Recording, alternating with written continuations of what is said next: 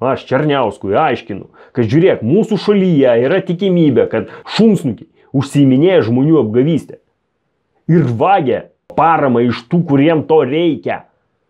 Ir jis ką man sako, aš nenoriu to girdėti. Jisai puikiai supranta, kad yra daugybė mūsų šalyje, daugybė žmonių silpnapročių, kurie informacijos absoliučiai nesupranta. Jau 3 metai karinio konflikto Ukrainoje eina. Dujos per Ukrainą, kaip ėjo į Europą, taip ir eina. Niekas jų neužsuko. Tai yra, Rusija neužsuko. Tas per Ukrainą einančias dujas gauna ne tik Europą, bet ta pati Ukraina. Sudėtinga suprasti ne tai, kad gali būti kitaip. Sudėtinga suprasti, kokio velnio yra sugriaunama ta sistema, kuri buvo daugybę metų, kuri veikia ir kuri užtikrino mūsų šalies piliečių gerovę. Štai ko negali suprasti dauguma žmonių.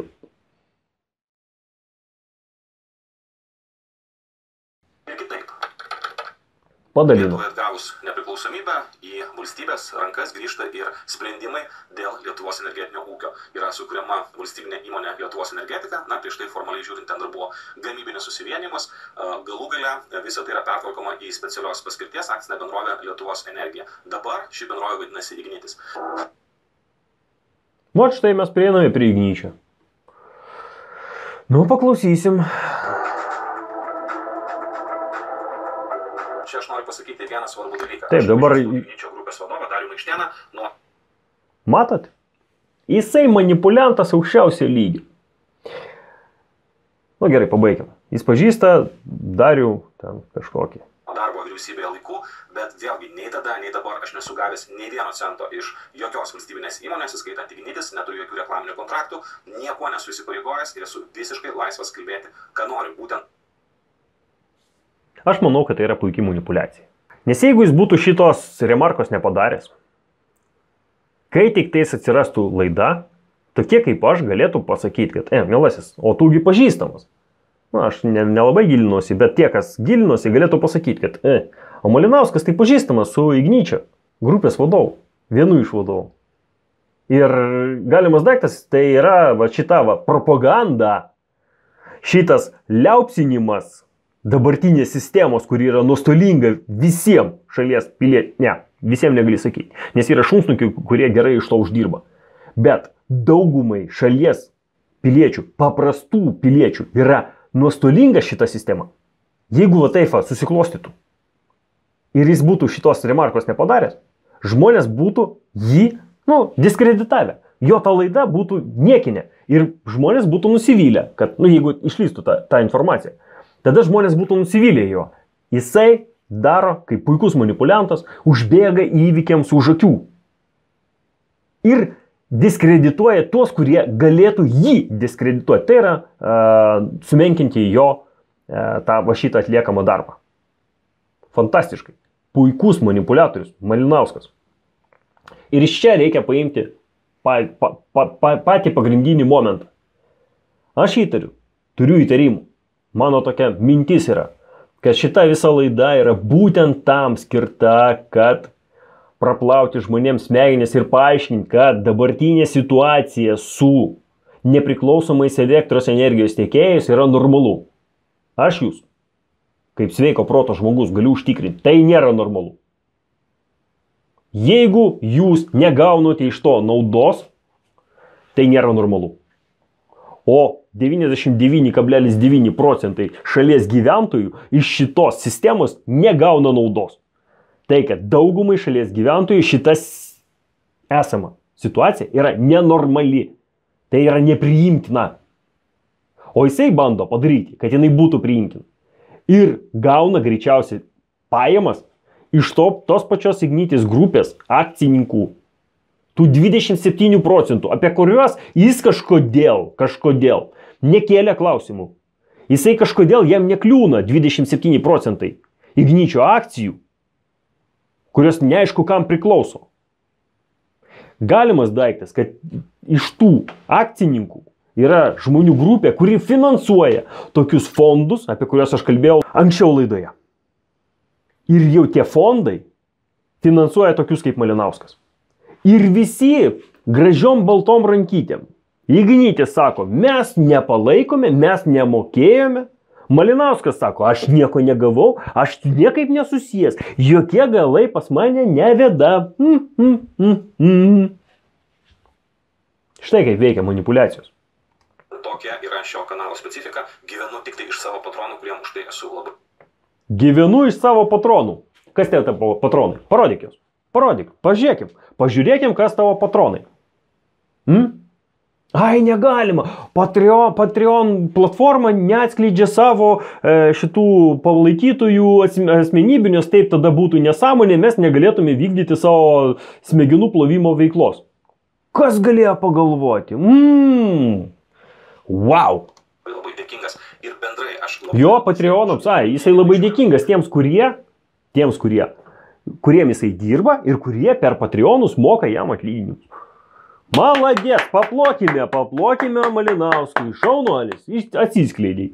Varom toliau. Įmonės, kurios perka kartais visiškai nepamatuotą reklamą už mūsų visų pinigus. Kodėl? Pirmiausia, todėl, kad tai yra neefektyvu daugeliu atveju. Valstybė, jeigu perka reklamą neefektyvu, o vat jeigu jūs tą reklamą užsisakysite pas Malinauską per Patreoną ar ten dar kažkokias kitas platformas per tą patį YouTube, jau bus gerai, bus viskas tvarkoj. Maladės tu, maladės Malinauskai. Antras dalykas, mano galva, tokiu būdu yra užšiaupiami potencialūs kritikai arba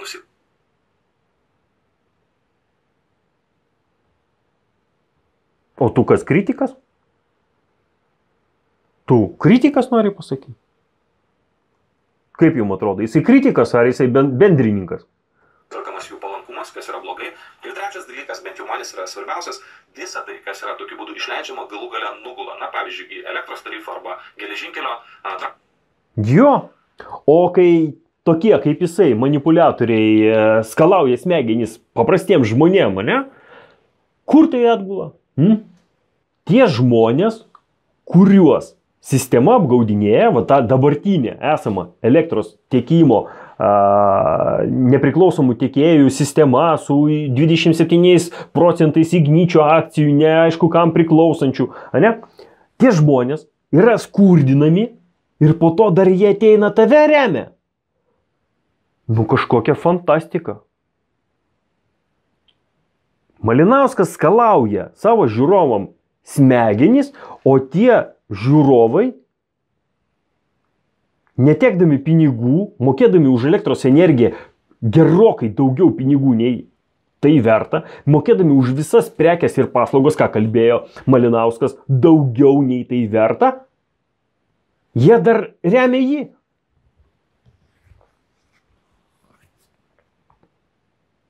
Nežinau, pasiduodu, šaudykit. Traukinio bilietą ir taip toliau. Na, kiek galima kartoti ir taip toliau. Na, bet grįžkime prie pagrindinės temos. Taigi Lietuva atgauna savo energetinį ūkį ir 2004 metais, gegužės 1 dieną, įstoja į Europos Sąjungą. 2004 metais įstoja Europos Sąjungą ir atsisako savo elektros ūkio. Tai yra pagrindinio savo energetinio šaltinio atominės elektrinės. Patį įdomiausią laikotarpį, man pasakytų žmonės, kurie... Ten buvo toks šeškas su ginklu ir jisai pasakė, oh yeah, nu tokia intarpas buvo. Ir čia, ką jisai iš tiesų nori pasakyti, kad mūsų visi šitie šunsnukiai, kai įstojame Europos Sąjungą, pasakė, oh yeah, dabar mes jūs paturėsime, dabar tai mes normaliai pinigų gausime ir jūs už tai sumokėsite. Mes jūs, mėly Lietuvos piliečiai, paturėsime šalyje nepriimtinų būdų. Iš mano temą ir aš jam atsakyčiau, taip, jūs visiškai teisus, bet aš tai padariau sąmoningai. Aš dabar nenoriu jūsų labai stipriai O, matot, jis manipuliuoja mumis, jis nenori mums sakyti teisybės, nu, sąmoningai. Sąmoningai jis visą tai daro, va, jis pats pasipažįsta. Na, aišku, aš dabar jau manipuliuoju jo žodžiais, jos vartau taip, kaip man naudinga. Ir jisai taip daro, jisai dažnai taip daro, iškerpa iš konteksto, panaudoja kažką. Nu, ten iš tiesų Tapinas daugiau taip daro. Galiu pasakyti tik tiek, kad nuo nepriklausomybės atgavimo iki įstojimo Europos Sąjungą Lietuvos energetikos sektoriuje vyko tokie dalykai, kad čia būtų galima padaryti ne vieną epizodą ir ne vieną knygą parašyti. Beje, apie tai labai daug kalbėta, apie tai yra parašytų knygų, tiesiog nesinori kartotis, bet... Gal nurodykite tas knygas ar šaltinius, kur mums reikėtų pasižiūrėti, raktinius žodžius. ai nėra, matai, o gal jūs tie komentatoriai, kurie va, ten rašydavo pas mane komentaruose, gal norėtumėt nueiti jam parašyti, kad tu debilas, pateik informaciją. Jisai nesako, kad jūs neatsimena, jis tiesiog nepateiks. O tai jisai geresnis yra ne aš, ne? Aš bent jau, duodu kažkokią kryptį, kur eiti, o jisai iš viso nieko. Jūs tiesiog kažkur yra ta informacija. Ir kur, kas jį žino. Paklauskite pas Azijos šitos žiniuonis. Aišku, čia kiekvieno politiniam pažiūrom, kiekvieno skoniui, čia yra ir konservatoriai su Mažeikių naftos privatizacija, čia yra ir Uspaskikas su savo Jangilos schemomis, čia yra ir Brazauskas su Gazpromu ir mūsų ilgalaikiais. O, įdomu, Gazpromas. Įpareigojimais mokėjom didžiausią kainą Europos Sąjungai, būtent tai mus privertė įsigyti suskystintų gamtinių dujų terminalą, nes mes turėjome turėti alternatyvą orkų vamzdžiui, bet lygiai taip pat... Čia tas vamzdis, kuriam orkų vamzdžiui, ne, vat, iš karto negatyvi, toks biški kakos, biški su kaka paterlinti, vat, kad ten orkų vamzdis, kad tai yra, siaubinga. Dabar kas yra dėl Gazpromo, ne, kad... Vat, Brazauskas pardavė Gazpromui ir kad mokėjom didžiausią kainą už dujas. Sakyčiau, dalinai tiesa, bet klausimas, kodėl mes mokėjom didžiausią kainą. Kol buvo Brazauskas, mes tikrai nemokėjom didžiausios kainos. Mes pradėjom mokėti didžiausią kainą, kai atsirado Grybauskaitė. O kodėl mes pradėjom mokėti tą didžiausią kainą, nes aš taip iki galo neįsigilinau, bet, pirmas momentas, kuris man svarbiausias šitoje istorijoje, kad atsiradus Grybauskaitei, jinai pradėjo pyktis su Rusijos federacija. Visom išgaliam pradėjo įsidirbinėti ir gadinti santykius su Rusijos federacija. Ir aš neradau patvirtinimo, bet aš nenustepsiu, kad mūsų dujų tiekimo sutartis ilgalaikė. Būtent pasibaigė su Dalios Grybauskaitės atėjimu į valdžią. Ir mes pradėjome mokėti didžiausią kainą būtent dėl to, kad pasibaigė ilgalaikė dujų tiekimo sutartis. Ir po to, kai baigėsi ilgalaikė, pasikeičia kaina. Sakykime, jūs turite kažkokią sutartį su mobiliojo ryšio tiekimo įmonė. Ne? Pas jūs sutartis 2 metų ir jūs gaunate tam tikrą kainą. Mokate už tam tikrą kiekį informacijos, ten ne informacijos, pokalbių, informacijos, iš esmės ten tos gigabaitus. Už SMS-us jūs mokate tam tikrą kainą. Bet kai pas jūs pasibaigė ta sutarties, jūs mokate bazinius tarifus, kurie yra, jums absoliučiai nenaudingi. Ir jūs esate priversti eiti, galite aišku mokėti tos tarifus, arba galite nueiti prasitęsti, sudaryti naują sutartį. Taip ir buvo su tom dujom, aš kaip įtariau, kad pasibaigė viena sutartis, o naujos mūsų vyriausybė, mūsų atsakingi asmenys atsisakė sutarinėti. Tiesiog ignoravo siūlymus Gazpromo ar ten iš esmės Gazpromo siūlymus sudaryti naujas sutartis. Tai va, čia viena dalis, ko jisai nedasako apie visą tą situaciją. Antra dalis, jisai kalba apie orkų vamzdį ir mums reikėjo alternatyvos, aš jau kalbėjau, kad jau 2-3 metai vyksta karinis konfliktas, ne, Ukrainoje, o vamzdžių į Ukrainą, per Ukrainą, į Ukrainą yra tiekiamos dujos. Tai, kad tie orkai, taip vadinami, jie nesinaudoja dujomis kaip įrankių kažkokiu. Kaip mums bando pateikti šitas ir visi kiti demagogai ir manipuliatoriai ir šunsnukiai. Jie mus visą laiką vedžioja už nosies ir aiškina, kokie yra baisus tie rusai, o realybė yra pasirodo jinai kitokia. Ir išaiškėja, kad mums to Independence laivo galbūt visai ir nereikėjo. Dar didelis klausimas, iš kur realiai mes gauname tas dujas per tą Independence baržą. Ne laivas, tai yra barža plaukianti dujų saugykla, tiesiog plūduriuojanti. Ir klausimas, iš kur mes tas dujas realiai gauname, iš kur tos suskystintos dujas atplaukia pas mus. Nes, pavyzdžiui, aš kurį laiką stebėjau ten tą laivą ir nuplaukiama iki Norvegijos, o taip ir pritrūkau ūpo išsiaiškinti. Plaukia tas laivas suskystintų dujų, kuris atveža pas mūsų suskystintas dujas, plaukia į Norvegiją. Sakykime, taip irgi į bazę, kurioje yra sandėliuojamos dujos. O iš kur jos atsiranda ten? Pavyzdžiui, Jamal SPG gali būti, iš Rusijos atplaukia tanklaivis, užpildo tą saugyklą ir iš saugyklos mes jau gauname dujas. Kodėl aš taip kalbu? Todėl, kad iki 2022, tiksliai žinau, kad 2022 metų sausio 1-3 dienomis tanklaivis, ne tanklaivis, o suskystintų dujų laivas ar išplaukė iš Rusijos, ar atplaukė jau pas mus, bet mes tikrai gavome tuo metu, dujas iš Rusijos federacijos. Mes pasistatę tą dujų terminalą, ilgą laiką dujas pirkome iš Rusijos federacijos, suskystintas. Tuo tarpu, kai tos suskystintos yra ten, aš nepamenu, ar 30% brangesnės nei gamtinės ateinančios vamzdžių, ar 3 kartus brangesnės, nes kai gaudinėjai tu naudojasi dujomis iš vamzdžio, tai jų kaina yra mažesnė, nes jom yra taikomas taip vadinamas diskauntos nuolaida.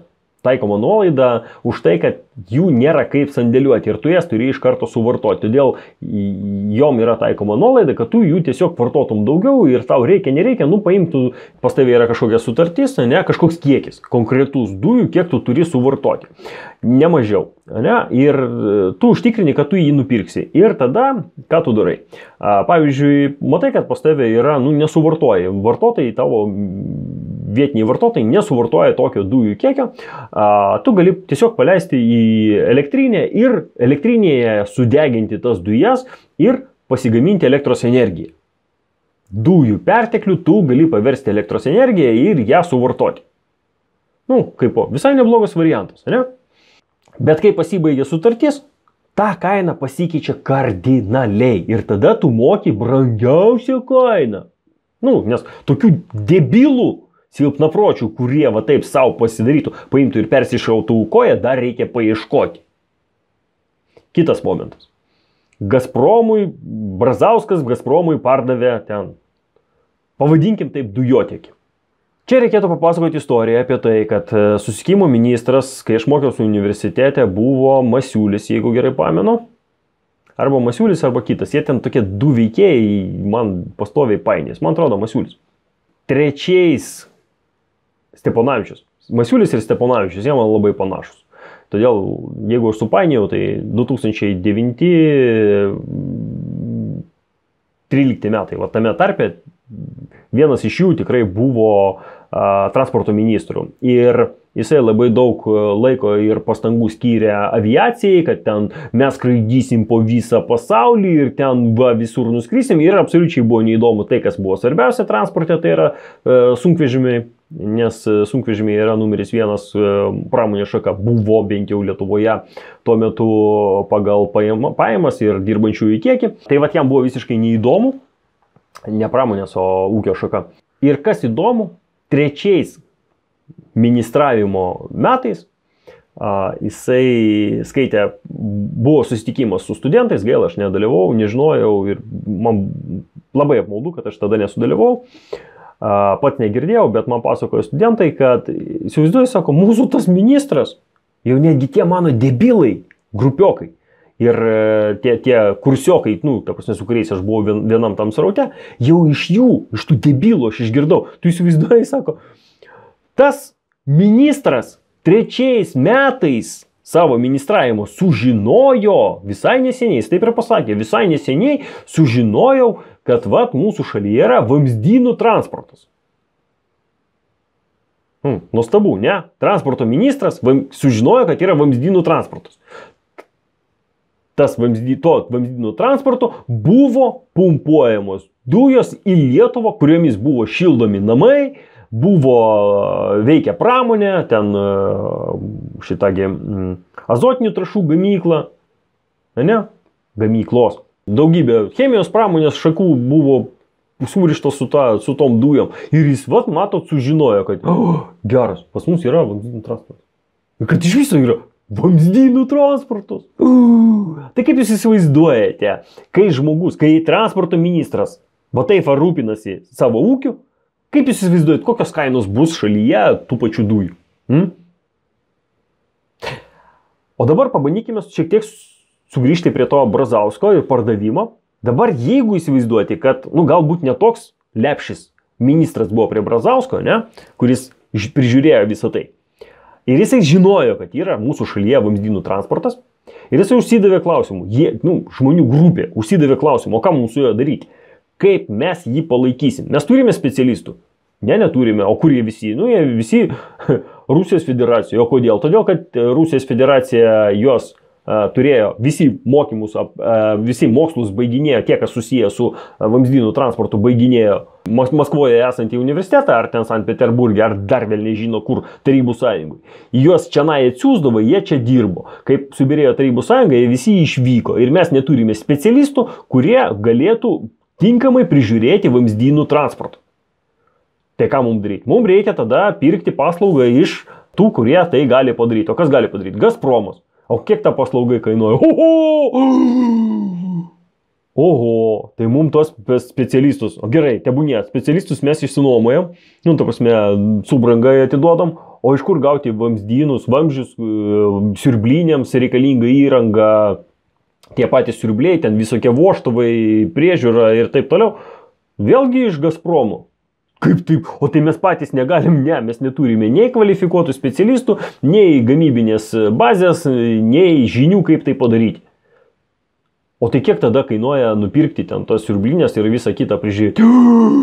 Eina savo, tai kaip ką daryti? Siunčiam grupę žmonių, tegul važiuoja į Gazpromą, bando dėrėtis, matomai atvažiavo į Gazpromą ir sako, vat tokia situacija, mums to ir to reikia. Ką jūs galite mums pasiūlyti? Mes galim jums pasiūlyti visas šitas paslaugas, jeigu jūs mums perleisit 30% savo vamzdynų transporto. Bet mes negalime, o kodėl čia, o kaip čia? Tiesiog mes, jeigu turėsim 30% vamzdynų to transporto dalį tos įmonės, mes galėsime įtakoti, kokį dujų kiekį jūs vartosite. Tai yra, mes tiksliai žinosime, galėsime planuotis, kiek mums reikia dujų jums. Nes kas yra svarbu, tiek naftos gavyboje, tiek dujų gavyboje, visiems, kas išgaudinėja, svarbu žinoti, kokie bus poreikiai. Kad nebūtų taip, kad tu skyriai milijardus pinigų, krūva resursų žmogiškųjų tam, kad surasti naują telkinį, dujų ar naftos, jį išnagrinėti, kiek ten iš tiesų yra tų dujų ar naftos, jas išgauti, tai yra padaryti gręžinius, kurie būtų pakankami tam kiekiui, kuris bus transportuojamas. Tada padaryti vamzdynus nutiesti iki kažkokios, ar tiesiai iki poreikio patenkinimo vietos, tai yra iki Lietuvos, arba iki tinklo, kuriuo jau bus toliau pumpuojama, iki tų vamzdynų. Tai suprantate, koks tai yra logistinis klausimas. Ir visa tai reikalauja pinigų. Ir čia nėra taip, kad tu nuėjai į parduotuvę, šiandien nusipirksiu šampūno, rytoj iš jo nepirksiu. Jis vis tiek ten guli, jau jis pagamintas. Ne. Ten ateini į parduotuvę, o dujų nėra. Kodėl? Todėl, kad nebuvo atlikta tyrimas, nebuvo išsiaiškinta, kiek reikia tų dujų, nebuvo padaryta investuota. Kažkas už tai turi sumokėti. Jūs nesuprantate to?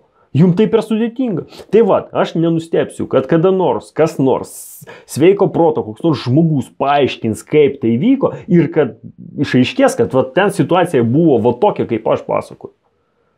Kad mes patys buvome nepajėgus, fiziškai nepajėgus atlikti tų darbų. Mes neturėjome kompetencijų, žmonių, įrangos, šitų detalių. Todėl buvo pasirinktas variantas bendradarbiauti su Gazpromu, kuris tapo mūsų dalimi, mūsų tos įmonės dalininku. Ir tai užtikrino, kad mes nuolatos gausime dujas už tam tikrą kainą ir mums bus sutvarkyti tie dujotiekiai ir bus sutvarkyta ir visa tai bus prižiūrėta ir nekils mums galvos skausmo, mums nereikės tenai lysti. Apie tai Malinauskas absoliučiai neužsiduoda šituo klausimu, absoliučiai jo nenagrinėja. Tiesiog rusai blogi ir viskas. Viskas. Jie yra blogis. Priimkime tai. Kad jisai neadekvatus šunsnukis. Apie tai mes nutilėsim irgi, ne? Mes galime prisiminti laikus, kaip pavyzdžiui, bendrovės Lietuvos dujos daugiau negu trečdalį akcijų valdė tas pats Gazpromas. Pagalvokite, kokia dabar būtų tai situacija Lietuvos saugumo požiūriu ir čia būtų galima kalbėti. Lygiai tokia pati situacija būtų, kaip dabar yra Ukrainoje, kur karinio konflikto metu dujos yra tiekiamas tiek Ukrainos gyventojams, tiek ES vartotojams. Va tokia va situacija ir būtų. Kas galėjo pagalvoti? Yra toks pokštas, kai prasidėjo karinis konfliktas ir jisai aktualus po šiai dienai. Pati saugiausia vieta visoje Ukrainoje yra tas dujotiekis. O jeigu tu nori likti gyvas, eini, slėpiesi po dujotiekiu. Viskas, tau garantuotai nieko nenutiks. Kodėl? Todėl, kad tai yra pati saugiausia vieta visoje Ukrainoje. Smulkesnių dalykų, stambesnių dalykų, aš tai sąmoningai praleidžiu. Aš tiesiog sakau, 2004 metais... Jo, aš praleidžiu jisai sako, kad jisai praleidžia tuos dalykus, kurie realiai yra svarbus.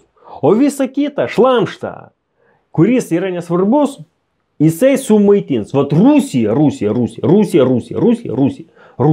Įsivaizduojat Rusiją? Kai jis ten gremlinai, goblinai, ar kaip jis ten dar jos vadina. Tai va. O tai, kas yra, vat, kas galėtų pakeisti mūsų nuomonę, aš jums nepasakysiu. Kas galėtų jūs priversti atsipeikėti, aš jums, mėlėjai žiūrovai, nesakysiu. Kodėl? Todėl, kad ne man, o tam mano Patreonams tai yra nenaudinga, kad jūs žinotumėte, kaip gerai sugalvojau. Taip ir dabar sakysim, ir atsiprašau, prieš tai aš buvau labai neteisus, kad jam kažkas moka, ten kažkokie negryžmo. Ne, jo Patreonai. Tai va, kodėl aš to nedarysiu, nepasakosiu jums, kaip ten yra, nes jūs mano Patreonai, ne jūs, o mano Patreonai, ne jūs žiūrovė, mielas, o mano Patreonam tai nepatiks. Kaip gerai sugalvojau. Mes stojame į ES, o ES mums sako labai aiškiai vieną paprastą dalyką. Labai paprastai aiškiai sako vieną dalyką. Susinaikinkit savo energetiką ir šokit į va šitų kainų traukinį. Pas mus labai gerai išeina uždirbti ir jūs, šunsnukiai Lietuvoje esantis, irgi gerai uždirbsite, skurdindami savo tautiečius. Štai ką sako ES. Pagrindinės laisvės. Tai yra žmonių, kapitalo, paslaugų ir prekių laisvės. Jo. Ir laisvė dulkinti savo tautiečius, turint juos šalyje nepriimtinų būdų, atiminėjant iš jų pinigus įvairiais pretekstais, pasitelkiant ES teisę, pasitelkiant ten kažkokius reikalavimus šitam, kad būtų antimonopoliniai reikalavimai. Jūs turite tai užtikrinti, tai yra pamatinės ES vertybės, pamatiniai principai. Ir taip, aš puikiai suprantu, kad kiekvienas sprendimas turi savo pliusų ir savo minusų. Sprendimas stoti į ES taip pat turi savo minusų, apie juos labai lengva kalbėti, bet aišku, lengviausia euroskeptikų būti, pavyzdžiui, kandidatuojant į Europos parlamentą. Kai tu supranti, kad būti Europos parlamente ir būti euroskeptiku bus ir patogiau, ir pelningiau, arba, pavyzdžiui, būti kokia nors Lietuvos juvelyrė, kuri daug kalba ir surinko didžiulę armiją sekėjų apie supuvusius vakarus, apie supuvusią Europą ir pati gyvena Ispanijoje. Tai tokie dalykai man geriausiai parodo, kad labiausiai šitie žmonės bijo būti grąžinti į laikus, kai buvo uždaros sienos, kai galiojo muitų sistema, tam, kad tu išvažiuoji. Ne. Labiausiai įvairaus plauko šunsnukiai bijo sugrįžti į šalį, kurioje už tokią veiklą, kokią jie vykdo, buvo taikoma mirties bausmė. Už valstybės lėšų grobstymą buvo taikoma mirties bausmė, už netikslingų lėšų panaudojimą stambių mastų buvo taikoma mirties bausmė, už korupciją buvo taikoma mirties bausmė, už šitų piliečių trūčinimą įvairiais neaiškiais maisto produktais ir cheminėm medžiagom buvo taikoma mirties bausmė. Vat kur nenori šitie įvairaus plauko šunsnukiai sugrįžti. Į šalį, kurioje buvo teisingumas, kurioje tu negalėjai elgtis taip, kaip dabar elgiasi, tarkim, Igničio akcininkai, kai jie lopsta ant paprastų žmonių. Jie nenori šitie šunsnukiai sugrįžti į šalį, kurioje yra stabilumas, kurioje nėra va šitų va tokių kainų, kur yra visą laiką jinai vienoda. Taip, šunsnukiai nenori sugrįžti į tokią šalį. Žiūrėtum tiesiog pasigrožėti Prancūziją, kokią nors Italiją arba kaimynę Lenkiją, tam reikėjo tvarkytis vizas. Aš jau nekalbu apie galimybę dirbti užsienyje, mokytis užsienyje ir taip toliau. Ir taip pat aš nekalbu apie Sovietų sąjungą. Dirbti užsienyje jisai pateikia kaip privalumą. Man asmeniškai tai yra trūkumas. Kodėl? Todėl, kad žmonės darbštus, atsakingi, protingi. Ne, jie neprotingi. Jie tiesiog darbštus. Jo. Ir neatsakingi. Žodžiu, kvailiai, darbštus, kurie dar turi jėgų ir visą kitą, kuria kitom šalim pridėtinę vertę. O mūsų šalis buksuojama žemyn. Tų sienų atidarimas, ten žmonės išvažiavę. Ne visi, pasakysiu taip, ne visi. Ten dauguma žmonių jaučiasi nelaimingi. Kodėl? Todėl, kad jie ten yra svetimšaliai. Ten yra ne jų šalis, ne jų kultūra, ne žmonės savi. Taip, jie galbūt ten uždirba pinigų, bet nesijaučia laimingi. Ir va tas laikymas viduj savyje, tai nebuvo, mano manimu, tai nebuvo kažkas tokio blogo. Nes aš nelabai įsivaizduoju, kad žmonės, kurie dabar išvažiavo, tenai atrastų kažkokį tokią džiaugsmą ir laimę. Savytaiga galbūt ir padeda tenai gyventi atseit laimingais. Bet kai buvo įdomu, kai tokie žmonės grįžta į Lietuvą ir tada jie pagyvena kažkurį laiką ir sako, velnis, ir kaip ten buvo blogai, ir kaip aš kentėjau, ir aš galų gale sugrįžau namo ir man taip gerai čia. Tai tas klausimas dar, ar tai yra privalumas, tai kad žmonės išvažinėjo iš Lietuvos, ar tai yra trūkumas. Čia reikėtų dar pasigilinti gerokai. Bet Skirmantas to nedarys, jam to nereikia, jisai puikiai viską ir taip žino. Kur tu apskritai be KGB leidimo negalėjai niekur išvažiuoti, tu negalėjai imtis privataus verslo, tavo dienos džiaugsmas buvo atstovėjęs ilgoje eilėje gauti daktariškos dešros. Aš kalbu apie Lietuvą, 98-2000 metai, kol mes dar nebuvome Europoje. Dėl verslo kūrimo. Iš tiesų, čia turiu pasakyti, kad yra, ne tai, kad jisai teisus, bet noriu padaryti remarką, tai yra autoriaus žodžiai, pridėti noriu šitą. Iš tiesų, verslas buvo. Smulkus verslas Tarybų sąjungoje buvo. Bet jis buvo ne paskutinėme etape, ne apie šitos cechus ir kooperatyvus kalbu, aš kalbu apie Stalino laikais, buvo artelės. Tai yra susivienimai, kurie vykdė veiklą ir gamino plataus vartojimo prekes. Smulkus daiktai, rūbai, batai, baldai, žodžiu, įvairių tų artelių buvo. Ir kartu su Stalino mirtimi visą tai buvo pabaigta. Užbaigta tam, kad sukelti nepasitenkinimus visuomenėje ir kad išugdyti tą alkį, to verslininkavimo ir poreikį jo. Ta remarka aš noriu pasakyti, kad Tarybų sąjungos raida, jinai turėjo atskirus etapus, kuriuose jinai skiriasi kiekvienas tas etapas skiriasi vienas nuo kito.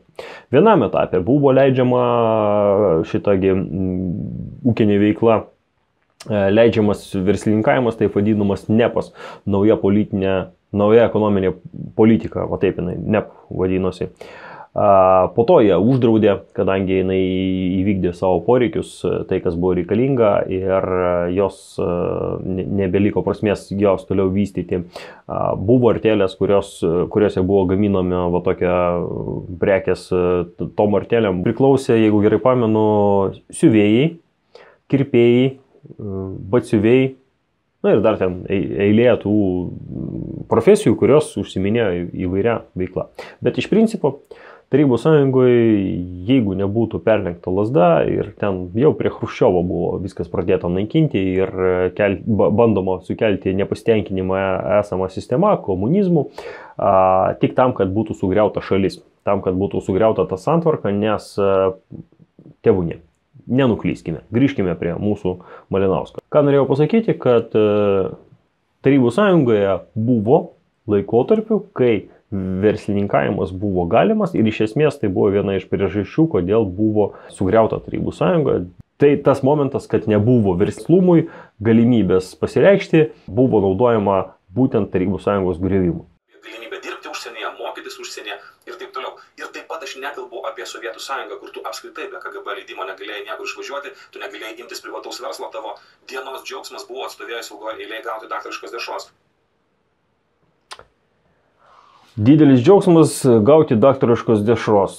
Čia apie daktarišką dešrą Skirmantas Malinauskas jau vėlgi jisai nutyli ir manipuliuoja istoriją, kad deficitas buvo, tai apie ką jisai kalba, Ir ką žmonės atsimena, buvo paskutinė dešimtmečio, tai yra nuo 80-ųjų metų. Iš esmės, jisai netgi dar labiau, čia 80, nuo tada, kai atėjo Gorbačiovas valdžion. Tas deficitas buvo kūrimas dirbtinai tam, kad sukelti žmonių nepasitenkinimą būtent komunistinė santvarka. Ir tai Skirmantas pamiršta paminėti, nes jam to informacija absoliučiai nenaudinga. Jisai va tokiais būdais manipuliuoja tą informaciją ir jisai ne vienintelis. Masinio debilizavimo priemonės jau ilgą laiką kala į galvą ir kalė, kad tarybiniais laikais buvo visą laiką deficitas. Ne, deficitas buvo, prasidėjo iš esmės pagrindinis deficitas, aišku, buvo per pokario, karo metais buvo deficito, kadangi, tiesiog viskas buvo, karo metais buvo tiesiog, viskas pastatyta ant karinių vėžių. Pokario metais, kadangi buvo daugybė sunaikintų infrastruktūros objektų ir plus žmonių buvo nužudyta nemažai, todėl darbščių vyrų buvo pražudyta nemažai, todėl tas šalies ūkis buvo ganėtinai nualintas ir trūko tiesiog produktų ir produkcijos. Aukso amžius turbūt visos tos Tarybų sąjungos buvo ten tarp 50 ir 60 metų tame tarpe, kai jau atsirado ir visai kita karta žmonių išaugo jau būtent to, sakykime, sąlyginai pritekliaus metais. Po to vėliau šunsnukiai tos Tarybų sąjungos valdžioje bandė įvairiom sąlygom, visokiom priemonėm ją sugriauti ir padaryti, kad būtų kapitalizmas. Kodėl tai buvo daroma, norėjau susilaikyti, bet negaliu. Tai buvo daroma tam, kad buvo žmonių toje pačioje valdžioje, kurie buvo prisivogę, prigrobsti turto ir jie labai norėjo pasipuikuoti to turtu. Bet kokia prasmė iš to turto, jeigu tu jo negali puikuotis? Tarybų sąjungoje tu negalėjai puikuotis, nes kitaip tave būtų pasidomėjo, iš kur pas tave tas turtas, o kaip tu jį įgijai, o galbūt tau reikėtų už valstybės išdavystę, už valstybės turto grobstymą kažkaip patraukti atsakomybę baudžiamojant. Tai jie to visai nenorėjo, jie nenorėjo sakyti už savo veiksmus ir jie norėjo, kad tai būtų priimtina. Ir jie norėjo puikuotis, ant kiek jie nuostabus šunsnukiai, kaip jie moka grobstyti ir vogti turtą. Aš esu kai kuriuose laidose kalbėjęs apie tai, kad jeigu mūsų dabartiniai Lietuvoje kapitalistinėje santvarkoje, nebūtinai Lietuvoje, bet kokioje nors šalyje, kurioje yra kapitalistinė santvarka, staiga būtų uždrausta puikuotis savo turimais turtais. Ir prasmės nebelieka kapitalizmui. Nes kapitalizmas stovi būtent ant to, kad aš parodysiu, kiek pas mane visko yra, koks aš pasiturintis, koks pas mane prabangus automobilis, koks prabangus laikrodis. O jeigu nieko negalima daryti, kokia prasmė vogti, apgaudinėti, sukčiauti, jeigu tu negali to parodyti? Kokia prasmė? Vienintelė prasmė gali likti, jeigu tu tikiesi, kad vieną gražią dieną ta santvarka subirės ir tu galėsi pasirodyti. O jeigu nėra absoliučiai jokių prošvaisčių, kokia prasmė vogti? Jeigu tu negalėsi po to išeiti su to pavogtų daiktų ir tu jį pavogi, nebent tu nori kažkam padaryti blogo, tai tu pavogi ir išmeti tą daiktą. Tiesiog, kad jis neturėtų. Tu neturi ir kitas neturėtų. Galimas toks variantas. Komisija priema trečiąjį energetikos paketą. Atsiprašau, čia užrašyta energijos paketas, bet tiesiog tai yra Google Translate paketas. Tas trečiasis energijos paketas yra visų ES problemų priežastis. Jis buvo priimtas tada, kai Dalia Grybauskaitė buvo europarlamentarė. Jinai buvo tuo metu, jeigu gerai pamenu ir gerai informuotas, jinai buvo atsakinga už finansus. Ir buvo tuo metu keliamas klausimas, kad reikia atlikti ES auditą. Pirmas audito, jeigu gerai pamenu, pirmas auditą vykdęs asmuo staiga paėmė ir numirė. Paėmė ir numirė. Nebūtų ėmęs, turbūt nebūtų įmiręs. O gal kaip tik jis nepaėmė ir dėl to ir numirė. Antras auditą atlikęs asmuo, man atrodo, moteriškė buvo, jinai kažkaip tenai irgi su labai įdomia istorija. Kažkas jai ten nutiko su pinigais. Žodžiu, auditas taip ir neįvyko. Čia iš tų laikų. Ir tada buvo nuspręsta, kad reikia sudarkyti kaip galima labiau ES energetikos ūkį. Visi šitie bairiai su nepriklausomais tiekėjais yra skirti tam, kad būtų, kaip aš rodžiau, va tas sviravimas nuolatinis, kad atsirastų birža, kad nebūtų pastovumo, jokio pastovumo. Kai nėra pastovumo, reiškia, tu gali žaisti va toj biržoje savo tos žaidimus ir tada uždirbti normaliai pinigų, gauti iš tos loterijos. O jeigu tu dar žinai, kaip pavyzdžiui Chevron vyrai buvo tokia Chevron įmonė, kuri užsiminėjo machinacijomis, būtent nepriklausomų tiekėjų biržoje, kai jie atjunginėjo atskiras elektrinės, staiga paima ir išsijungė elektrinį. Įsivaizduojat, dirbo, buvo stabili ir staiga jis tapo nebestabili ir išsijungė, blackoutas ir elektros kaina pašoko. Kažkas po to išsiaiškino, ten kažką pasodino. O gal ir nepasodino? Ne, kažką, man atrodo, pasodino vieną ar kelis žmonės, bet iš esmės iš to uždirbta buvo milijardai. Realiai. Tai va, tai tenai ant amerikiečių buvo pasimokyta ir atėjo visa šita, atkeliavo pas mus kaip trečias energijos paketas, kurio esmė atsikratyti Rusijos dujų, atsikratyti rusiško mazuto, atsikratyti rusiškos elektros energijos, urano, žodžiu, visko atsikratyti. Kad nepriklausyti nuo Rusijos, pridaryti šitų saulės elektrinių. Su saulės elektrinėm irgi įdomus momentas. Galbūt mes prie jo prieisim, galbūt čia užkabins, o tada aš jums papasakosiu. Arba išverstas angliškas tinklalapis. Na ir čia esminiai žodžiai yra atskirimas, nepriklausomi reguliatoriai ir atviros ir sąžiningos mažmeninės prekybos rinkos. Europos Sąjunga ir Europos komisija Sąžiningos rinkos. Kaip yra įdomiai, visą laiką kalbama kapitalistinėme pasaulyje, yra kalbama apie tai, kad efektyvūs savininkai konkuruoja, jie konkurencijoje kovoja, gali tas, kas gali pateikti geriausią, pigiausią produktą ir daugiausiai to produkto, o tas ir nugalės. Ir kai tik tais atsiranda toks vienas galingas, kuris nugalėjo visus kovoje, kuris gali pateikti efektyviausią produktą, pigiausią, mažiausią kainą, viskas puiku, Kažkodėl jį iš karto pradeda vadinti monopolininku ir reikia tą monopoliją griauti. Ir reikia jam sukurti kažkokią šitą konkurenciją. Kažkokia debilizmas. Skirmanto paprašykit, kad tas debilas paaiškintų, kaip tai veikia. Kodėl staiga buvo geriausia kaina, ir ta kaina teikia ne kažkas, o valstybinė įmonė, tiksliau valstybinio kapitalo įmonė. Tai reiškia, kaip yra tokia galimybė, kad ta įmonė tieks savo piliečiams elektros energiją geriausią kainą. Ta prasme, monopolininkas, reiškia, jinai kaina mažiausia, savikaina mažiausia ir visi laimi, Ir valstybės piliečiai gauna elektros energiją, mažą kainą, gali gaminti kažkokias prekes produkciją ir po to ją pardavinėti, bus pinigų importas, prekių eksportas, mes tik laimėsim iš to. Visa valstybė. Ir staiga mums reikia kažkodėl, kad pas mus būtų konkurencija. Ar aš kažko nesuprantu? Ar kažkas čia mums bando plauti smegenis ir aiškina, kad visa tai yra gerai, taip turi būti. Taip turi būti. Jūs kažko jūs nesuprantate. Čia aš nesuprantu. Norėtųsi užduoti klausimą tam, kuris ten komentaruose, ar tam pačiam Skirmantui Malinauskui. Žodžiu, užduoti klausimą tam asmeniui, kuris sako, kad aš nesuprantu. Aš noriu užduoti tokiam žmogui klausimą. Kokie jūsų protiniai gebėjimai? Nes yra tikimybė, kad tai jūs nesuprantat, kaip iš tiesų tai veikia.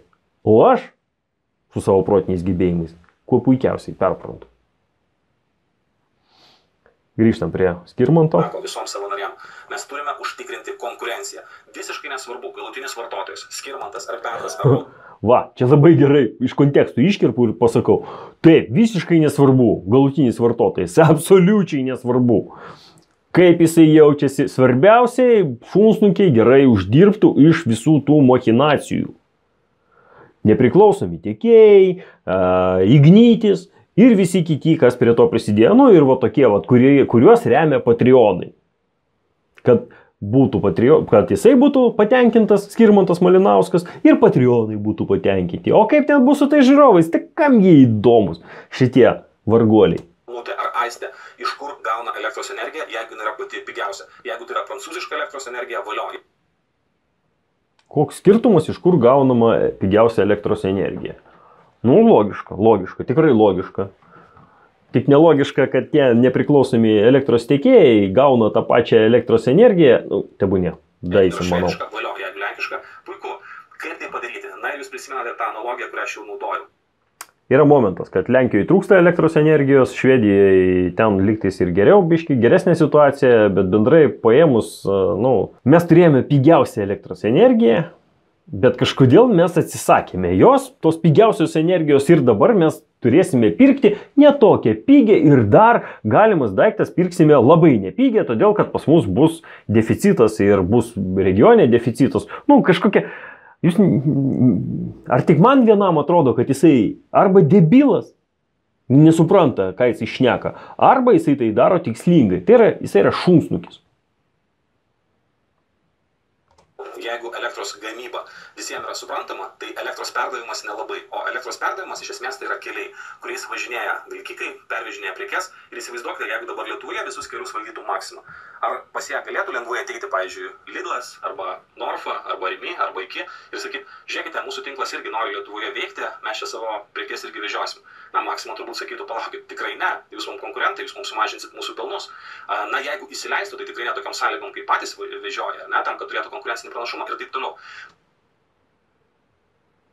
Nu, čia vėlgi, grįžtam prie tos pačios esmės. Elektros gamyba buvo neatsiejama nuo elektros tiekimo. Ne? Vat buvo va taip susijungusios dvi energetikos šakos. Ne? Dabar jas atplėšė. Pirmas reikalas. Šita, kuri gamina elektros energiją, ne, ją perdodam tretiesiam asmenim.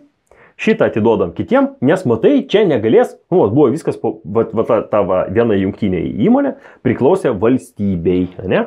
Ir valstybė turėjo žemiausią kainą. Nu, iš tiesų buvo, realybėje buvo žema kaina elektros energijos. Dėl to, kad valstybė gali užtikrinti, kad būtų stabilumas ir visa kita. Tada mes pradėjom draskyti visą tai, ne? Su tikslu, kad pas mus bus ten užaukštinta kaina, bet ta užaukštinta kaina gali būti, negalės prekiauti šunsnukiai tą elektros. Nu, žodžiu, net galvoti nesinori, ant kiek tai yra idiotiška. Jie sugriovė, tikslingai sugriovė tą sistemą, kur buvo nuolatinė pastovi kaina, žema kaina, užtikrinta, kur buvo stabilumas. Jie tikslingai griovė tą sistemą. Dabar, kai jau ta sistema sugriauta, ne, ten prasideda klausimai dėl elektros energijos, kaip mes ją gausim, negausim, mums teks ją pirkti, tada mes ją turime pirkti jau nebe iš valstybės, ne per valstybinės tinklus, o kažkaip turime išskirstyti, kad jos nebūtų ten pas mus viena. Iš esmės aš dabar susimaščiau, kodėl taip yra. Todėl, kad tokio modelio, kaip pas mus, vakaruose nebuvo. Paimkim, pavyzdžiui, Jungtinė karalystė. Ten, kur buvo pramonės šitagi perversmas, pramonės revoliucija.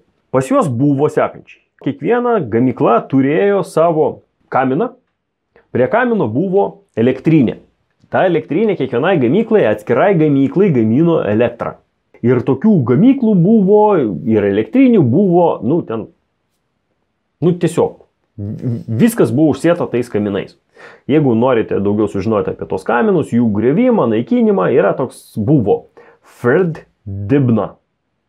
Nuostabus, charizmatiškas žmogus, man labai gaila, kaip jo gyvenimas susiklostė. Nesusiklostė, tikrai darbštus, tikrai nagingas, puikus žmogus. Ir jisai užsiminėjo to, kad jisai griovė tuos kaminus po tų gamyklų. Jisai vienas pats nugriovė, jisai dalyvavo, man atrodo, virš 100 ar ten netoli 100 kaminų griovime. Jeigu gerai pamenu, gali būti ir 300, bet man atrodo apie 100. Jisai nugriovė vienas pats, ne vienas su pagalbininku, bet jis dalyvavo tame griovime.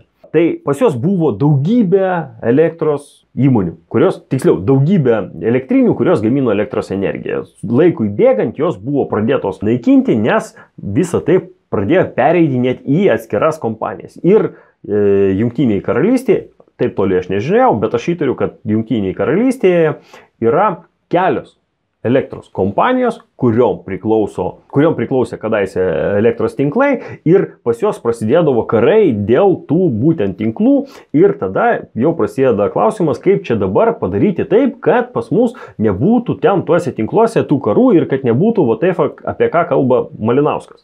Bet ten absoliučiai kitaip. Pas mus viskas priklausė vienai kontorai. Ir ten karų taip negalėjo būti. Ir iš esmės aš įturiu, čia buvo specialiai padarytas tas prastuminėjimas to, kas mums nepriklauso. To, kas mūsų absoliučiai nekabina ir mūsų nejaudina. Kodėl aš kalbu, kad va, ten gali būti va, tokia situacija su tais elektros tiekėjais? Todėl, kad pavyzdžiui, Jungtinėse Amerikos valstijose buvo daugybė geležinkelio kompanijų. Ir kiekviena ta geležinkelio kompanija turėjo savo bėgius. Tam tikrą plotį. Ir tenai tais bėgiais galėjo važinėti tik jų traukiniai. Kiti negalėjo prie to prisidėti.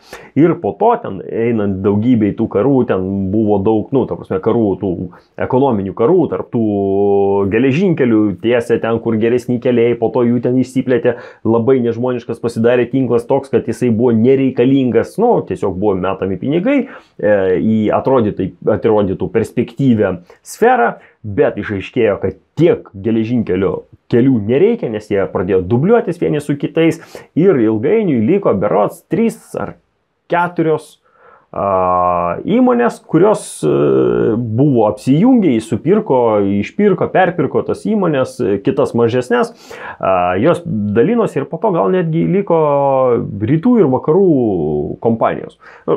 Man atrodo, kaip minimum 3 jos ten buvo ir tebėra.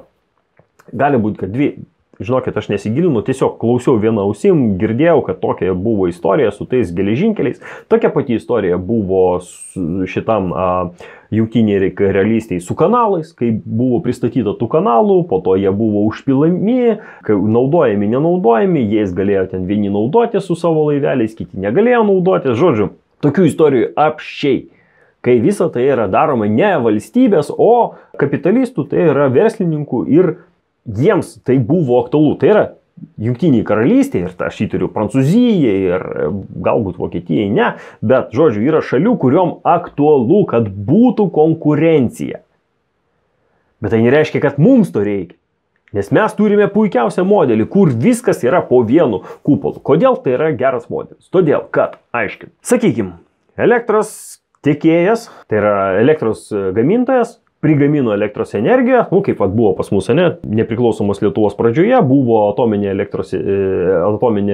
Ignalinos elektrinė ir elektros energijos buvo perteklius. Mes jie pardavinėjom į užsienį, tai yra į Rusiją, Baltarusiją ir kitas šalis. Tas perteklius mums atneždavo, tiksliau elektros energijos gamintojai atneždavo pelną. Tai yra, tas pelnas buvo gaunamas, tai yra pajamos už parduodamą elektros energiją. Tų pinigų buvo, mes akumuliuodavom nemažai, ta įmonė, kuri užsiminėjo elektros gamybą, akumuliuodavo nemažai pinigų. Ir jeigu jinai buvo kartu sujungta su tiekimu. Ir jeigu, pavyzdžiui, tiekime nutinka kažkokia kataklizma, kaip, pavyzdžiui, šiemet nutiko Baltarusijoje, buvo daug uraganinių vėjų ir išvartė šitasgi aukštos įtampos linijas, laidus išplėšė ne tik aukštos įtampos, bet ir šiaip daug laidų, daug linijų sudraskė, pridarė didžiulių nuostolių ir mes turime tiekėją, kuris iš esmės, įkliuvo į tokią force majeure, tai yra neįveikiama gamtos galia, sunaikino infrastruktūrą. Tada mes įmame iš gamintojo turimo rezervo pinigus ir padarom, sutvarkom vėl mes tas tiekimą ir kad pas mus viskas būtų gerai. Kai yra 2 mažos įmonės ir yra disproporcija, ne mažos, mažesnės, perpus mažesnės, nei viena didelė, tai čia pas mus 2 atskiros. Kai yra trūkumas, taip nutiko, šita įmonė neturės iš kur paimti tų pinigų. Ir tada reikės valstybei iš biudžeto įimti tos pinigus ir dėti tenai. Ar tai yra gerai? Abejoju. Taip nėra gerai. Todėl, kai yra didesnė įmonė, ten galima persidengti. Tenai yra rezervai. O kai jinai susmulkėja, kai mes padarom daug smulkių ir yra kiekvienoje daug akcininkų, tie pinigai vis nuplaukia akcininkam į kišenėles, kaip dabar 27% Ignitis akcininkų, 27% nuo 80, tarkim, 80 milijonų pelno, kas metus tie akcininkai pasiema savo, ne? Tai tebūnie, kad būtų paprasčiau skaičiuoti. 100 milijonų, kas metus pelno yra pasignyti, 27 milijonai iš to pelno kašiko yra paimami ir jau aš abejoju, kad akcininkai neš savo pinigėlius tam, kad nutiko kažkas su kažkas nutiko su viena elektrinė ir dabar akcininkai paims tos 27 milijonus, suneš, remontuokit. Ne, bus sakoma, o čia ne mūsų bėdos, mes tik akcininkai, tegul valstybė rūpinas, nes tai yra valstybinio kapitalo įmonė ir ten 70% priklauso valstybei.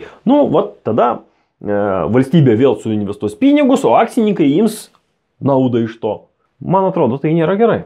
Tai dabar maždaug dabar tik susivokiau, kad iš tiesų ten greičiausiai tas įstatymas buvo skirtas, apie ką čia kalba eina, apie tos nepriklausomus tiekėjus, būtent tokiom valstybėm, pas kurias yra problema tarp gamintojų ir paskirstymų, kaip jisai kalbėjo su keliais.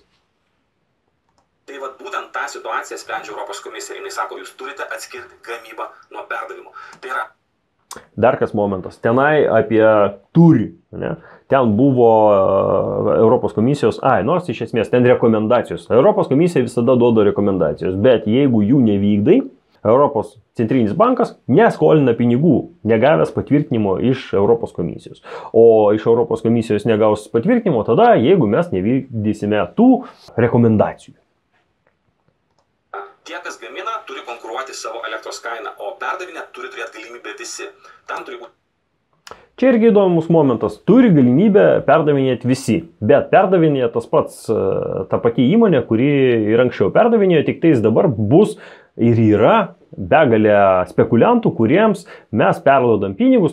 Gerai, schematinis vaizdas. Buvo anksčiau taip, buvo gamintojas, buvo vartotojai, ne? Tarp jų buvo tiekimas, jie taip susijungdavo. Pinigai iš vartotojų pereidavo pas gamintoją, ne?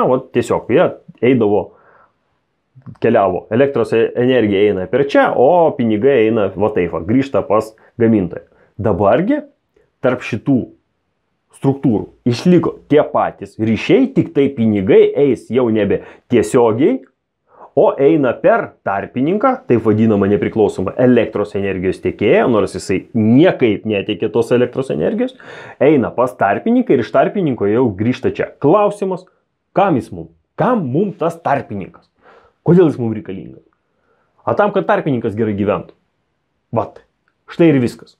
Kad jie apgaudinėtų paprastus Lietuvos Respublikos piliečius. Ir kad iš tos apgavystės gyventų įvairūs asmenys, kuriems aukoja Patreonai. Turi sukurtos dvi nepriklausomos, tai gali būti ir valstybinės įmonės, bet jos turi būti visiškai atskirtos. Ir taip Lietuvoje atsiranda įmonė Litgrid. Ekspertai. Ir tai yra pagrindiniai dalykai, kurie leidžia mums suvokti procesus, kurie vyksta šiandien. Bet be jokios abejonės, kas... Ar jūs supratot iš to, ką jis pasakojo, ir iš to, ką pasakojau aš? Iš ko jūs supratot? Iš tų manipulacijų, ar iš to, kaip aš, tiek kiek man žinoma, kiek aš gilinausi, kiek aš girdėjau kažkur? Kur tiesa? Tiesa yra svarbu? Ar tiesa yra svarbi? Jisai matomai irgi kaip su to išvertė iš anglų kalbos. Aš toks, kad kalbėčiau apie tuos procesus. Geriau pasiklausykime nuostabių ekspertų, kurių išvalgas žiūri. Dabar jisai užsiema manipulacijom tam, kad diskredituoti tos, kurie kelia tuos teisingus klausimus. O kaip čia taip yra su tais Igničio akcininkais, kaip čia yra su nepriklausomais tiekėjais. Nes tai, iš tiesų, aš manau, kad jūs jau dabar, kas gudresni, jau susivokėt, kad iš esmės ten nieko gero nėra. Toj visoje istorijoje su nepriklausomais tiekėjais, su Igničiu nėra. Ir jis dabar bandys diskredituoti tuos, tai yra sumenkinti tuos, kurie kelia tuos klausimus, tokius klausimus, teisingus klausimus. Ir tai bus kalbės apie Orlauską. Dešimtis tūkstančių žmonių. Tūkstančiai spaudžia patinka, rašo komentarus susižavėję žiūrovai. Taip, tie žmonės, kurie palaiko ir kurie yra sveiko proto, jie žiūri ir palaiko tokias iniciatyvas. Jie užsiduoda klausimais, jie bando atrasti atsakymus ir negyvena manipulacijose. Jais greičiausiai sunku yra manipuliuoti, o galimas daiktas net neįmanoma.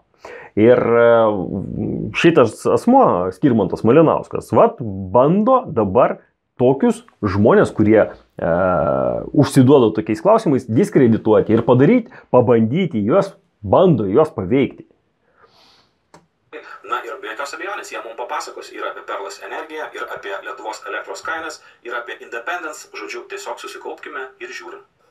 Nuo Kubiliaus vyriausybės atėjimo į valdžią, Šaika jau buvo sugalvojusi projektą ir tas projektas metodiškai visus šitos metus buvo vykdomas tam, kad būtų galima pavogti 100 milijonų eurų. Visiškai teisingai. Sutinku su Orlausku, palaikau jį ir tai yra, mano manimu, tiesiai į taikinį. Pažiūrėkime, ką pasakys dabar, kaip bandys diskredituoti Orlauską Malinauskas. Pradžia daug žadinti, iš karto įdomu, kas tai per Šaiką, koks tas planas ir kaip tie 100 milijonų bus pavogti. Kodėl? Ir jis dar su tokia jehidna šypsena, tokia pikdžiugiška. To aš jums primanipuliuosiu, to aš juos diskredituosiu ir jūs daugiau niekada jais netikėsit. Mes manom, kad tai yra senas, sugalvotas pinigų darimo vogimo projektas. Todėl, kad dar 2009 metais tuometinis kainų prižiūrėtojas Poderys pasakė tai, kas vyksta dabar. Pažiūrėkim video.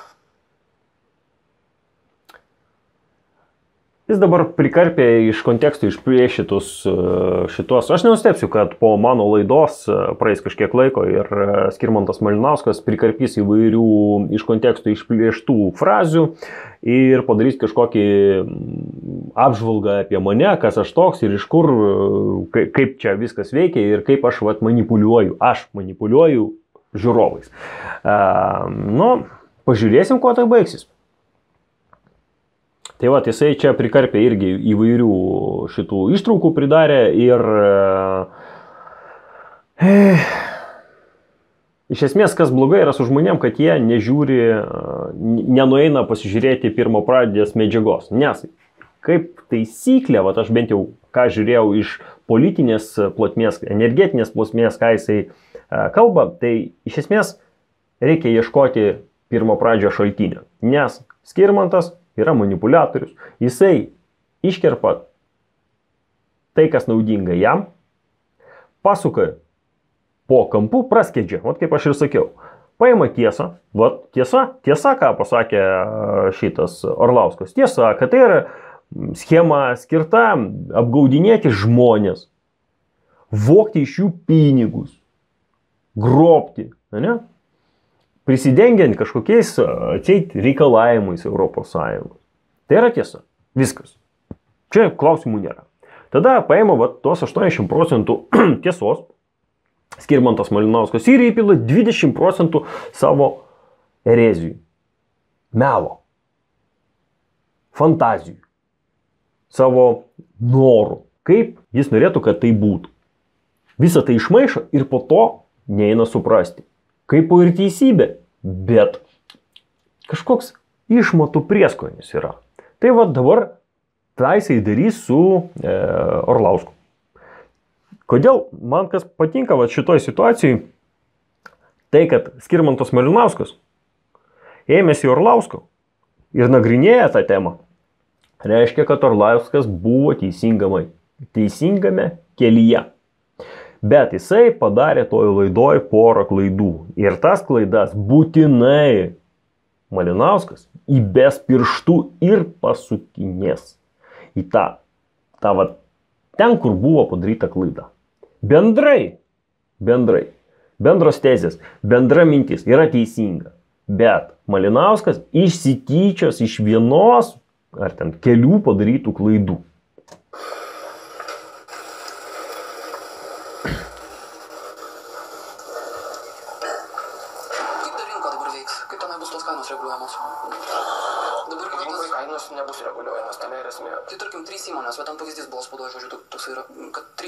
Ir jos siūlo savo, tą elektrą už skirtingas kainas, ar ne? Tai mes pirksim už brangiausią. priklausomai nuo sąlygų. Ir pagal tam tikras sąlygas gali būti ir už brangiausią, jeigu bus neatsiliepta į tos brangiausius siūlymą. Bus paklausa tai brangiausia, jeigu. Gali būti, kad pirks brangiausia. Kodėl? Norėtumėt pigiausia. Čia iškarpa buvo iš senų laikų, ne, ir jau ten klausimų kyla ir matosi, kad jis nelabai gali normaliai, adekvačiai atsakyti į tos klausimus. Ir dabar Skirmantas Malinauskas pridės maksimum pastangų, kad visą šitą istoriją diskredituoti. Padaryti taip, kad tai atrodytų kaip juokas, kad čia yra nesąmonė, taip negali būti ir čia jūs nieko nesuprantate.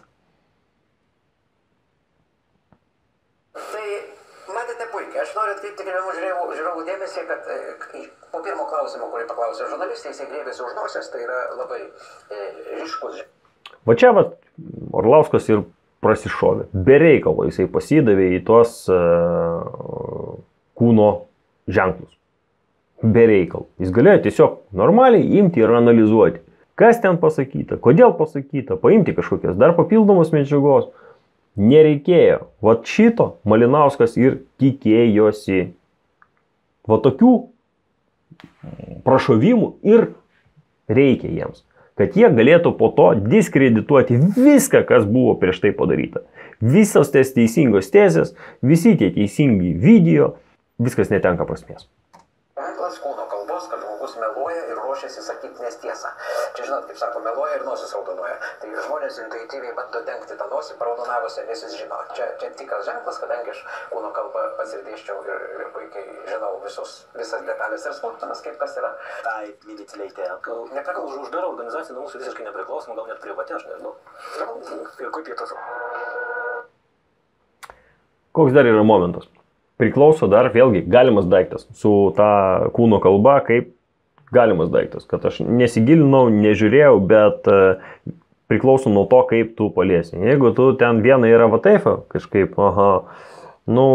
čia žinote tas klausimas, ne? O kita yra, kai tiesiog tau niešti. O pavyzdžiui, man, kai tik pradedu filmuotis, aš nežinau, dėl tų šviesų ar dėl ko, irgi būna noras tiesiog nevalingai čiupinėti save, bet kad aš meluočiau, aš nelabai meluot linkęs, kaip sako vienas, iš esmės mano darbdavys, sako, jisai toks, kažką apibūdina kažkokį žmogų, tai jisai toks kaip tu, jis nesugeba meluoti.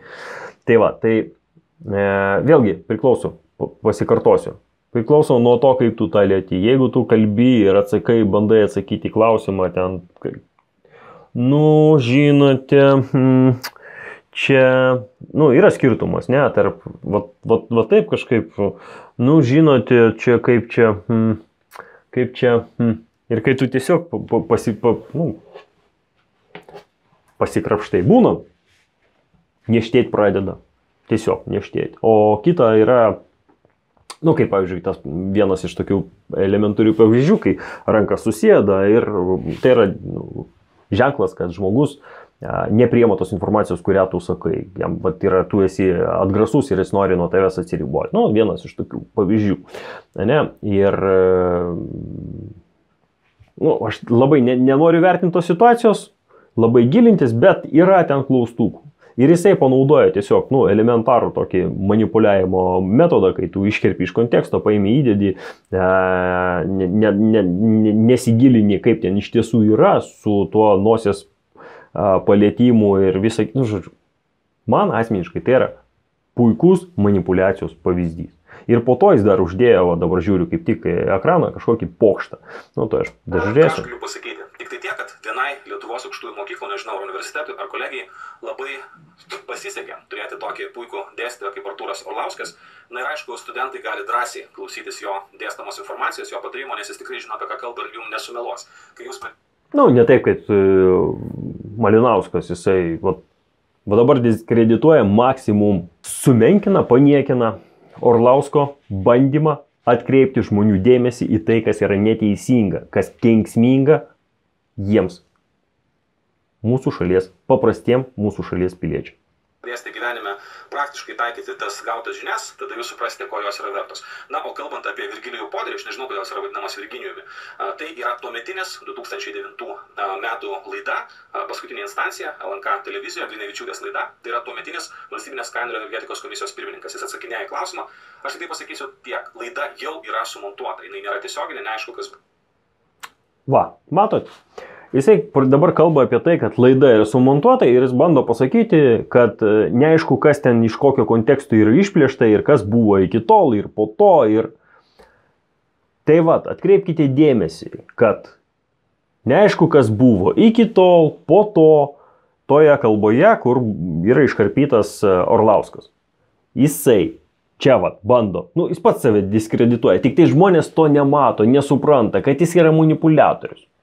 Čia ką tik jis manipuliavo, karpė, dėliojo ir liko daug kas už konteksto, ne? Ko mes nematėme, nežinojome, negirdėjome. O dabar jis aiškina, kad va tas vaizdo intarpas, kuris buvo įdėtas Orlausko, jisai yra, jisai negeras, nes mes nežinome, kaip ten buvo. Šunsnukis, manipuliantas. O tiksliai klausta, kas buvo palikta. Ta laida yra 13 metų senumo, jos neįmanoma surasti. Ir iš tos laidos, kuri jau yra sumontuota Blinevičiūtės, yra dar ištraukiamas fragmentas, kuris yra mažiau negu minutės. Na ir dabar iš to daromos išvados, o man reikia komentuoti. O tu ką padarai? Iškarpėjo Orlausko? Duok tu mums visą laidą pasižiūrėti ir mes tada panagrinėsim, kaip dabar nagrinėjom tavo laidą. Be iškarpų, be dar kažko. Tiesiog komentuosim. Aišku, kad tai yra labai slidus reikalas, bet aš pasakysiu tai, ką suprantu. Pirmiausia, kalba ne apie dabartinę situaciją ir ne... Reikalas slidus, kaip ir Malinauskas. Dar tas gyvis. Aš kadaise buvau žvejyboje ir mano kolega pagavo ungurį. Tai Malinauskas man primena tą ungurį. Slidus gyvis, rankom nepaimsi plikom tiesiog. Jo sulaikyti neįmanoma. Jisai glitnus, slidus. Jo sulaikyti neįmanoma. Gerai tik tais, kad tas šniurelis iš burnos išlindęs, kabliukas įsmygęs. Tai tik už to gali jį ir kaip šunį vedžioti. O jeigu tik tais iškabini, sulaikyti be pirštinių specialių praktiškai neįmanoma. Tai toks pat yra ir Skirmantas Malinauskas. Jo nepagausi. Taip, jisai lakstys nuo tavęs, bėgs, suksis. Baisus žmogus.